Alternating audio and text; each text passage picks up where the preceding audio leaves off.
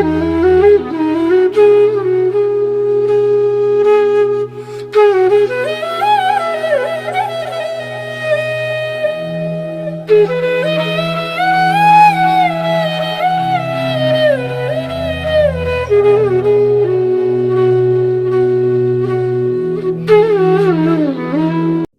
कृष्ण भक्तों, आज हम लोग श्रवण करेंगे श्री एकादशी कथा की महिमा।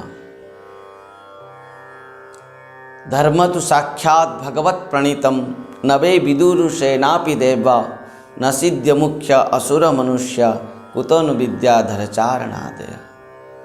धर्म तो साक्षात भगवत प्रणीतम। समस्त धर्म, भागवत धर्म, सनातन धर्म भगवान ने ही प्रणयन किए हैं। भगवान के द्वारा ही सृष्टि हुआ है, प्रणयन हुआ है। हमारे जैसे बद्ध जीवों के लिए जब ही भागवता प्रोक्ता उपाया तलब्धे अंज पुंसा। इस प्रकार भगवान ने खुद हमारे जैसे अज्ञानियों के लिए इस भागवत धर्म को बनाए हैं और उसमें बहुत सारे व्रत, उपवास आदि नियम रखे हैं।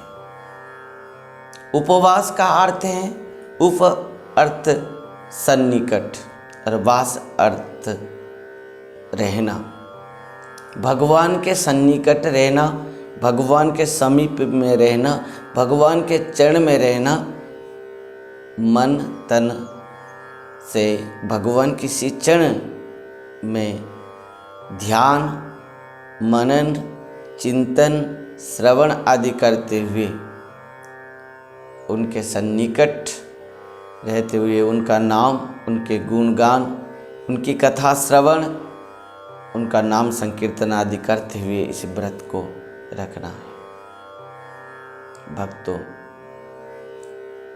भगवान ने जब इस सृष्टि को बनाया और बनाते हुए समस्त जीवों को शासन करने के लिए एक पाप पुरुष को बनाया था और वो पाप पुरुष के द्वारा समस्त जीवों को शासन किया। परंतु हुआ क्या, समस्त जीव भगवत धाम को और प्रस्थान नहीं कर पाए, नरक के ओर अग्रसर हुए। भगवान बहुत कृपामय हैं। नरक में जाकर भगवान ने खुद देखा जीव का दुर्दशा और भगवान साक्षात एकादशी के रूप पर प्रकट हुए और समस्त जीवों को इस प्रकार आदेश, निर्देश और उपदेश देते हुए मार्गदर्शन किया। कहा समस्त जीव का अधिकार है एकादशी व्रत रखना और एकादशी व्रत की महिमा इस प्रकार है, समस्त पापों को नाश कर देने वाली है और इस एकादशी व्रत रखते ही जीव समस्त पापों से मुक्त हो जाएगा और भगवत धाम को प्राप्त करेगा। और वो पाप पुरुष आकर भगवान के श्री चरण में समर्पित हो गया। कहा कि प्रभु, मुझे आपने बनाया था सृष्टि की और आपने मुझे जो भार दिया था वो तो आपने ही अपना हाथ में ले लिया, मेरा स्थान कहाँ पर है? भगवान ने कहा इस एकादशी तिथि में तुम्हारा स्थान होगा समस्त अनाज में। जो व्यक्ति एकादशी व्रत नहीं रखेगा, उस दिन अनाज आदि भोजन करेगा, वो केवल तुमको भक्षण करेगा। पद्म पुराण में इस बात को कहा गया है, रटन्ति ह पुराणानि भूय भूय वरानने न भक्तव्यं न भोक्तव्यं संप्राप्ते हरिवासरे। श्री पद्म पुराण में कहा गया है कि रटन्ति ह पुराणानि भूय भूय वरानने न भोक्तव्यं न भोक्तव्यं संप्रप्ते हरिवासरे। हरिवास के दिन, एकादशी के तिथि के दिन कभी भी भोक्तव्यं नो भोक्तव्यं, भोजन करना नहीं चाहिए, नहीं चाहिए, नहीं चाहिए।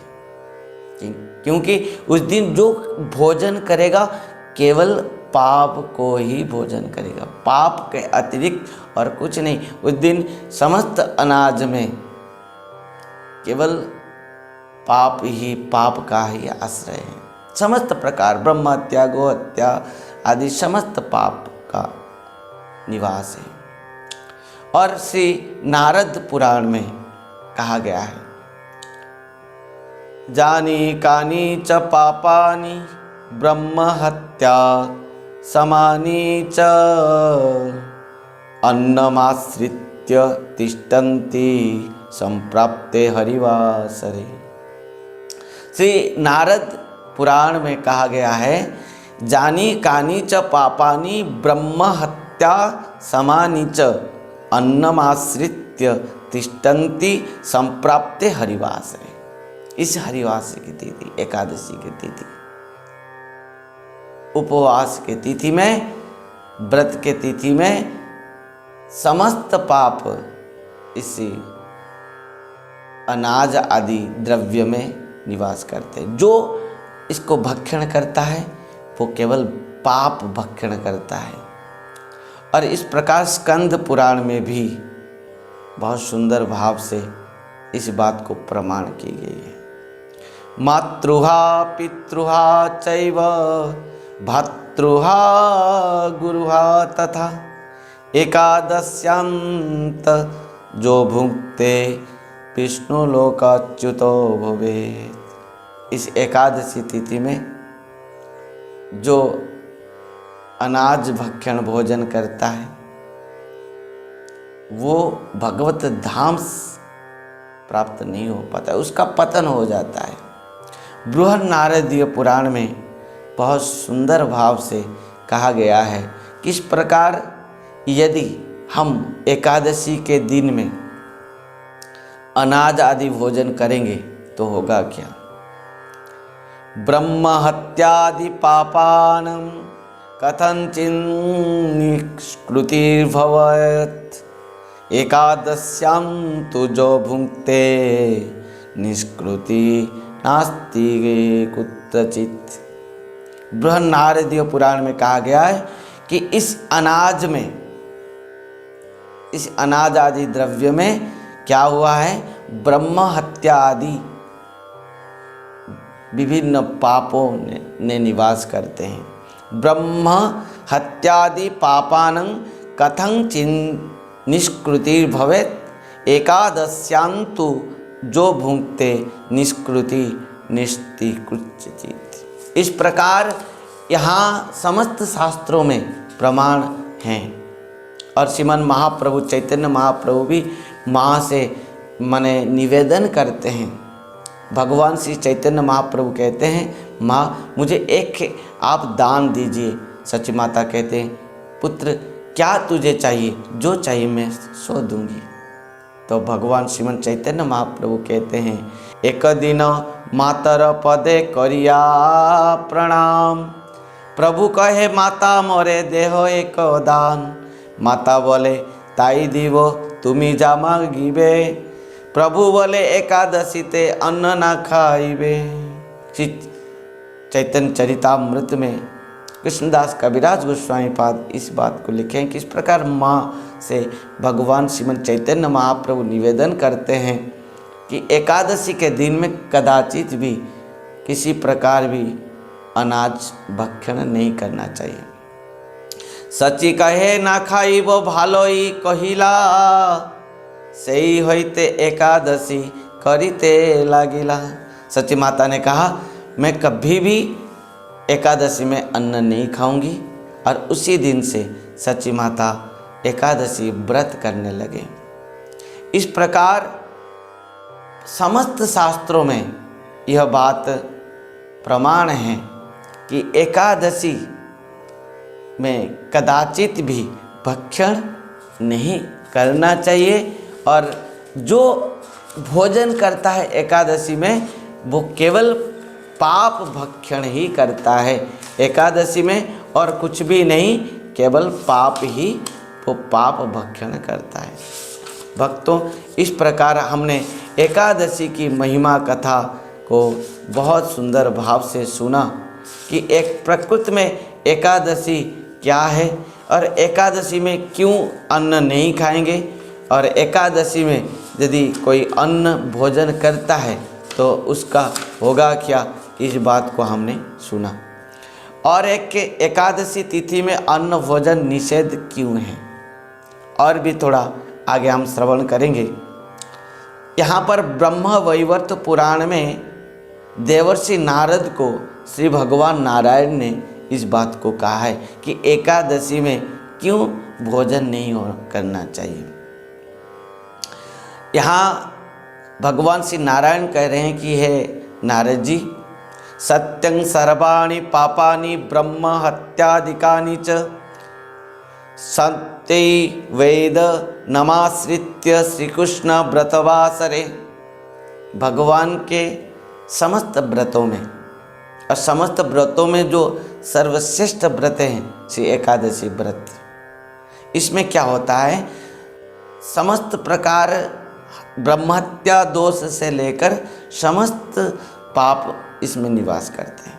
सत्यं सर्वाणि पापानि ब्रह्म हत्यादिकानि च, समस्त पाप ब्रह्म हत्या आदि समस्त पाप निवास करते हैं इस हरिवास के तिथि में, इन समस्त भोजन पदार्थों में, अन्न आदि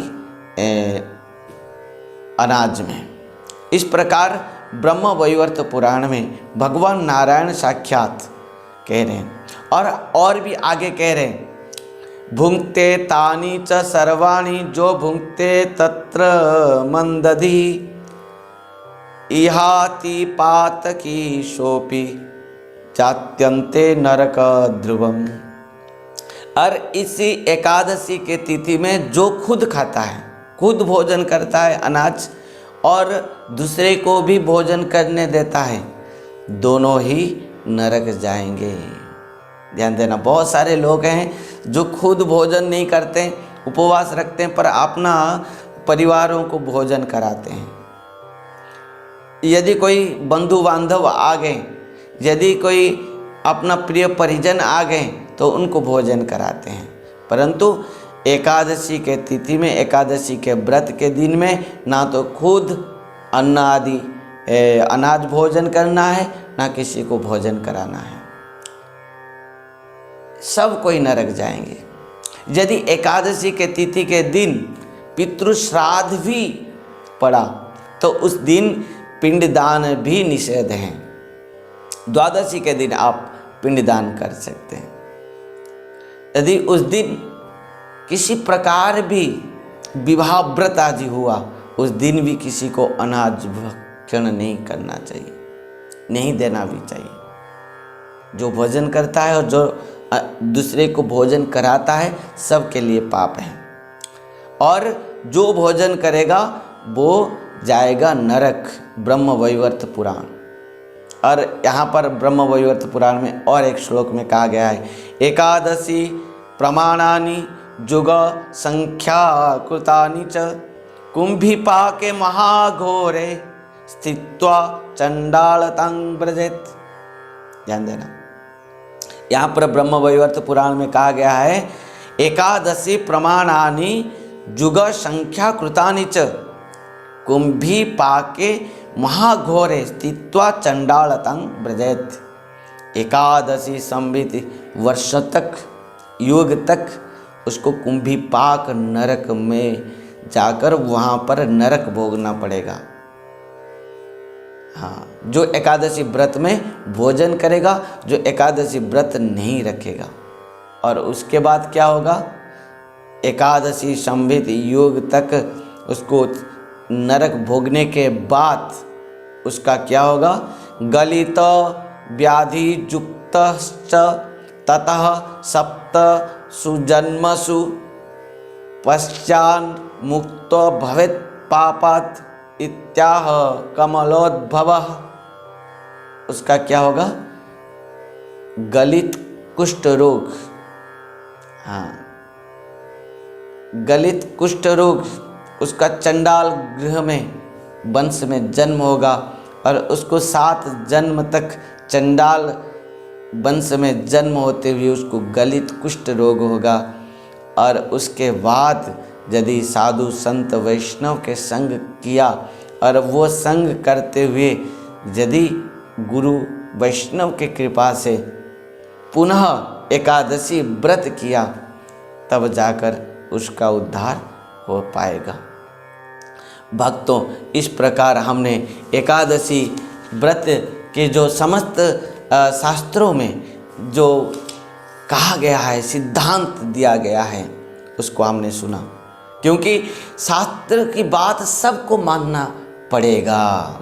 जह शास्त्र विधिमुत्सृज्य वर्तते कर्म कारतः न स सिद्धिमाप्नोति न सुखं न परांगति। बहुत साधक हैं, बहुत इस प्रकार संप्रदाय हैं, बहुत माने इस प्रकार जो ब्रह्मचारी सन्यासी गृहस्थ भक्त हैं जिन्होंने एकादशी व्रत नहीं रखते हैं, इस प्रकार बहुत सारे संप्रदाय भी हैं। उनको याद रखना चाहिए, जो शास्त्र की बात नहीं मानता वो कदाचित अपना लक्ष्य स्थल में पहुंच नहीं पाएगा। निश्चित भाव से शास्त्र की बात मानना ही पड़ेगा। आज जो एकादशी की बात हम सुनने के लिए यहाँ पर उपस्थित हुए हैं, इस सुंदर एकादशी की व्रत की कथा आज हम श्रवण करेंगे, विजया एकादशी। परंतु भक्तों, यहाँ पर मैं एक छोटी सी बात आप सबको निवेदन करना चाहूँगा। इस विजया एकादशी की बात तो सब कहते हैं, परंतु विजया एकादशी नहीं है, यह तो विजया महाद्वादशी है। इस बात को भी शास्त्र में प्रमाण की गई है।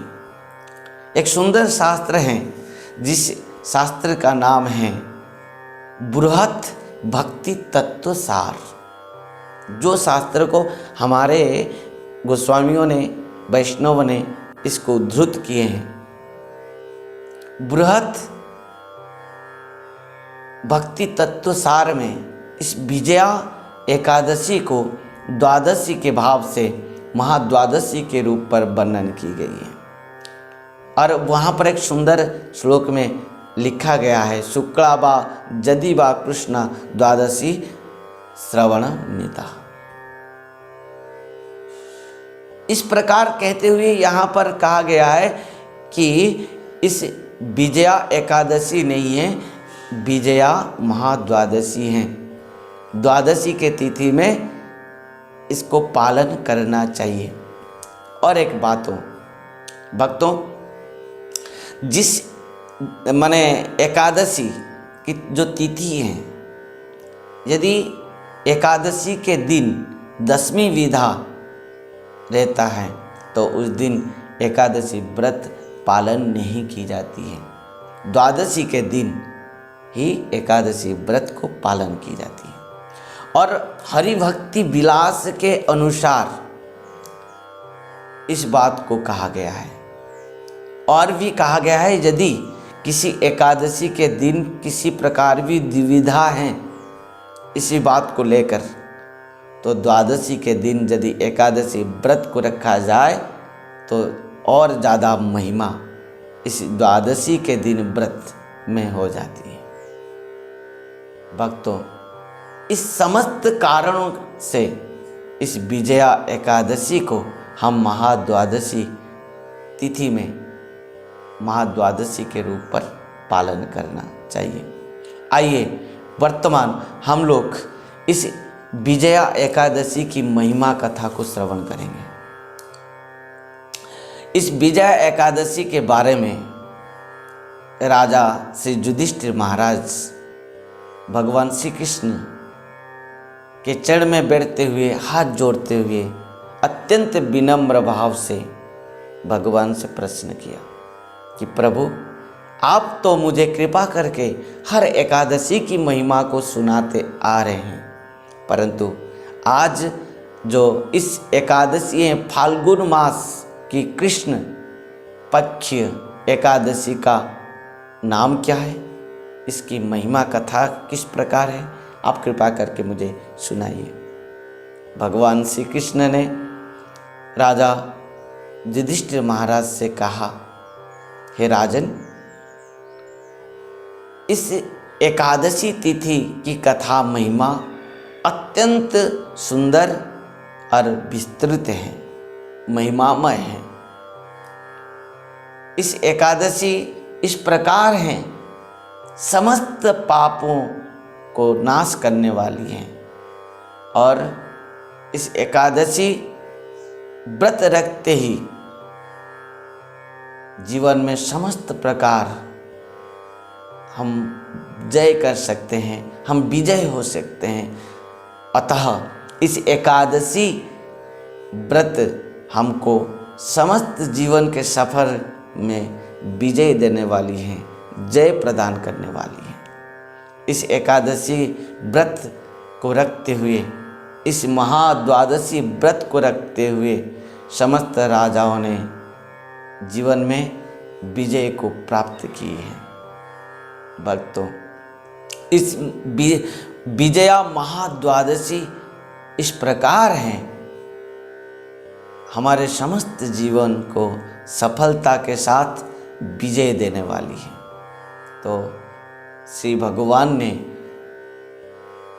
युधिष्ठिर महाराज से कहा, राजन, इस कथा महिमा को मैं तुमको सुनाऊंगा। एक बार श्री नारद जी ने श्री ब्रह्मा जी से प्रश्न किया, हे पितामह, आप कृपा करके मुझे इस महाद्वादशी विजया नाम का महाद्वादशी की कथा श्रवण कराइए। पिता श्री ब्रह्मा जी ने नारद जी को कहा, नारद, इस विजया एकादशी की महिमा कथा तुम सुनो, जो हमारे जीवन में समस्त जय और विजय को प्रदान करने वाली है।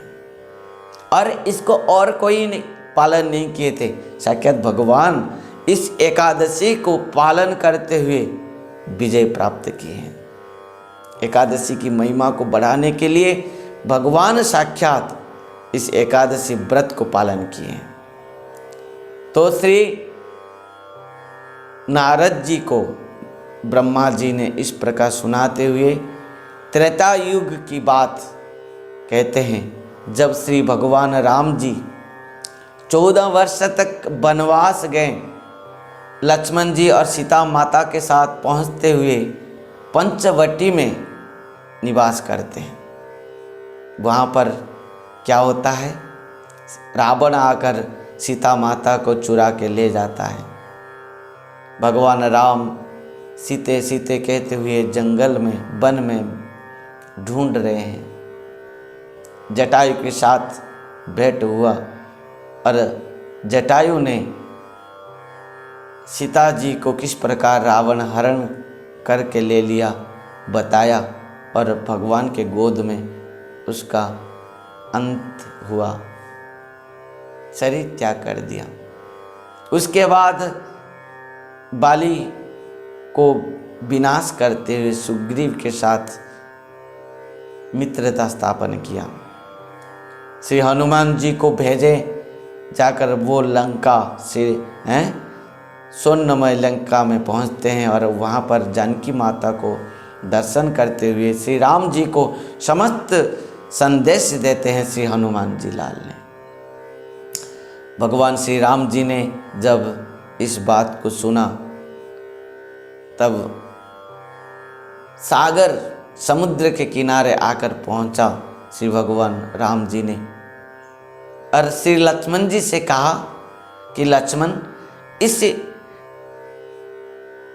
दुर्गम सागर को हम कैसे पार करेंगे, जो इतना भयंकर जंतु जीवों में इसमें भरे हुए हैं और इन समस्त बंदरों सेनाओं के साथ हम किस प्रकार रावण के साथ युद्ध करेंगे। श्री लक्ष्मण जी ने हाथ जोड़ते हुए कहा, प्रभु आप तो साक्षात भगवान हैं और आपको क्या पता नहीं है। ये तो आपके लिए सामान्य है, परंतु आपकी लीला है। प्रभु, इस द्वीप में एक महात्मा रहते हैं जिनका नाम है बकदालभ्य। यदि कृपा करके उनके पास हम चलते हैं, निश्चित भाव से वो हमारा मार्गदर्शन करा पाएंगे। भगवान राम बहुत आनंदित हो गए और बकदालभ्य ऋषि के आश्रम में पहुँचे। और बकदालभ्य ऋषि जब भगवान को दर्शन की और दर्शन करते ही प्रणाम किया, कहा, प्रभु आप बहुत कृपा करके मेरे आश्रम में, कुटिया में आप पदार्पण किए। कहिए इस दास को क्या सेवा हमसे हो पाएगा। भगवान श्री राम ने सब कथा बताए। बकदालभ्य ऋषि ने कहा, यदि आप रावण के साथ युद्ध करना चाहते हैं, समुद्र पार होना चाहते हैं, यदि आपको जय होना है तो एक काम करना। क्या?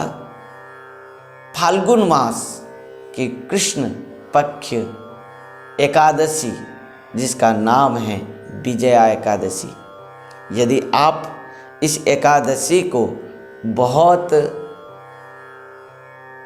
निष्ठा के साथ पालन करेंगे, निश्चित भाव से आप इस समुद्र को पार हो जाएंगे और मार्ग आपको मिल जाएगा और रावण के साथ युद्ध करते हुए आप विजय को लाभ करेंगे।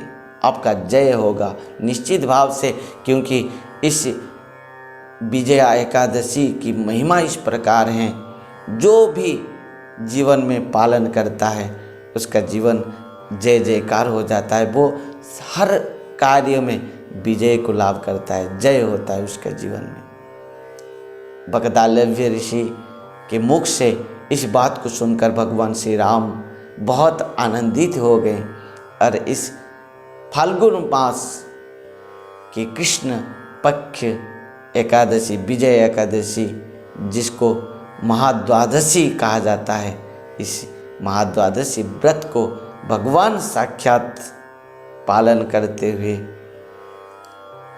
महासागर को पार हो गए और रावण के साथ युद्ध करते हुए जय को लाभ किए और स्वर्णमय लंका को जय कर लिए, रावण को जय कर लिए। भक्तों, यहाँ पर हमको क्या शिक्षा मिल रहा है? भगवान साक्षात जिस धर्म को प्रणयन किए हैं और खुद आकर वो धर्म को पालन करते हुए सब जीवों को शिक्षा दे रहे हैं कि निश्चित भाव से यदि जीवन में जय चाहते हो तो इस एकादशी व्रत को, प्रत्येक एकादशी व्रत को पालन करना चाहिए और जीवन में निश्चित भाव से हम जय हो पाएंगे और अंतिम लक्ष्य जो भगवत प्राप्ति वो प्राप्त कर पाएंगे। आइए, आज जो हमने सुना एकादशी व्रत की महिमा कथा, उम्मीद है निश्चित भाव से आप सब, हम सब इस एकादशी व्रत को धारण करते हुए, हम इस एकादशी व्रत को पालन करते हुए हम हमारा लक्ष्य स्थल भगवत धाम में प्राप्त कर पाएंगे। एकादशी व्रत जो रखता है यह लोक में वो अनंत सुख शांति ऐश्वर्य को प्राप्त करता है और परलोक में भगवत प्राप्त करता है।